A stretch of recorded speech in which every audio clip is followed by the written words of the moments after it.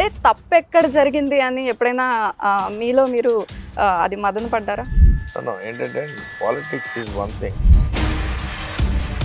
ఒక్కసారి ఓడిన వాళ్ళకి ఆ పార్టీయే టికెట్ ఇవ్వడం కష్టం. అలాంటిది మీరు ఏ పార్టీలోకి వెళ్తే ఆ పార్టీ స్వాగతం పలుకుతుంది, ఎక్కడికి వెళ్ళినా టికెట్ వస్తుంది. ఏంటి ఆ కిట్టుకు? కాకినాడ పార్లమెంట్ తక్కువ టైంలో నువ్వు ఆల్రెడీ డిసైడ్ అయిపోతే నేను త్వరలోనే పార్టీ లాంచ్ చేస్తున్నాను. అంటే ఎన్ఆర్ఐలకి ఎందుకు స్పెషల్ కేటగిరీ స్టేటస్ ఉంటుంది, ఎందుకు అనుకుంటున్నారు? టిపికల్గా ఏంటంటే ఎన్ఆర్ఐలో చాలామంది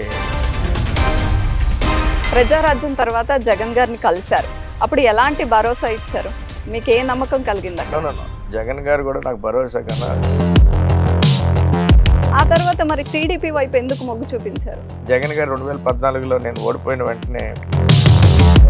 కానీ ఆ టైంలో మీరు ఎందుకు గందరగోళానికి గురయ్యారు? చాలా సార్లు పవన్ కళ్యాణ్ గారిని వెళ్ళి పర్సనల్గా కలవడం జరిగింది. జగన్ గారి నుంచి వచ్చిన ఆ టైంలో నన్ను 4-5 సార్లు పవన్ కళ్యాణ్ గారు కౌరు పెట్టడం జరిగింది. ఎన్ఆర్ఐలు మదర్ కంట్రీకి వాళ్ళ వ్యాపార సామ్రాజ్యాన్ని విస్తరించుకోవడానికే ఎంపీలుగా వస్తారు, పోటీ చేస్తారు. మేము వ్యాపారాల్లోకి వచ్చి, కానీ మీరు సొంతగా మేనిఫెస్టో పెట్టడం ఏంటి? 400 గ్రామాలని అడాప్ట్ చేసుకుందాం అని అంత ధైర్యంగా ఎలా చెప్పగలుగుతున్నారు? అంత బిజినెస్ కెరియర్ పెట్టుకుని.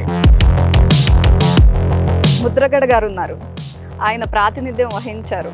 అంటే కొన్ని పార్టీల్లో ఉన్నారు, తర్వాత ఆయన ఒక ఉద్యమాన్ని లేవనెత్తారు. అయితే ఇప్పుడు ఆయన ఏ పార్టీలోకి వెళ్తారు అన్న దానిపైన గెలుపు ఓటములు నిర్ణయించబడతాయనే పెద్ద టాక్ వస్తుంది. అంటే అండి ఇప్పుడు టాక్లన్నీ బేస్డ్ ఆన్ ఏంటంటే, అయితే కాకినాడ ప్రజలు మిమ్మల్నే ఎంపీగా ఎందుకు చేయాలి అని అడిగితే?